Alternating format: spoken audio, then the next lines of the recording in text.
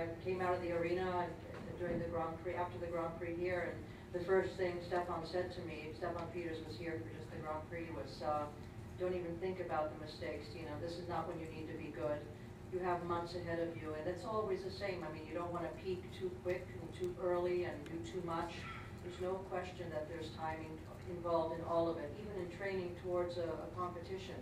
I mean, I'm not pushing my horse to the maximum right now. I want him to be comfortable and happy and trying to keep a balance in the show ring. We're not looking to do that right now. If it were an older horse possibly that's already been competing and knows the routine quite comfortably, then maybe you could get a little bit more.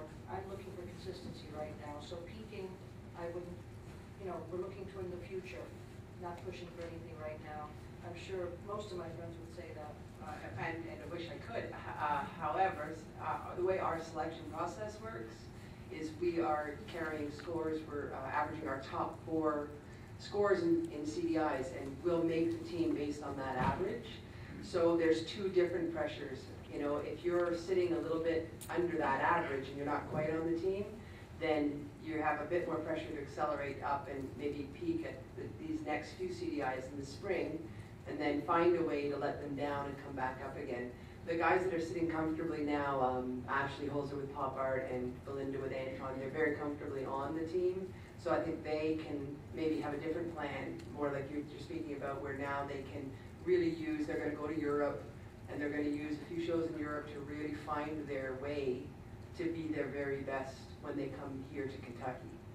So I think there's like, you know, it's sort of tiered at this point, depending on whether you're sitting on the cusp or you're pretty secure on the team. Which of course is a totally different way than the US is doing it. Entirely different. Right. How would you like to do it? I like this way. I think, you know, you get consistent performance over a longer period of time.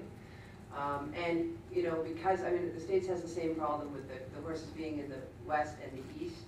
And so there's always, do you have back-to-back head-to-head trials in one, and people from the West are always challenged to make it to the East, or the East are challenged to make it to the West. And we've tried also trials in both, one in the West, one in the East with the same judges. But then you've got different venues, different footing, you know, all those kind of things. So this one at least allows everyone the freedom to make their own choices about the shows they're going to go in. Are they going to go to Europe? Are they going to go to Florida?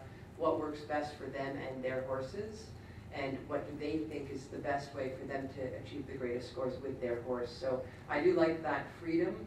You know, there's always the other side that you're chasing the scores a little bit, and you're maybe going, you know, too many shows at the end when you're not quite there.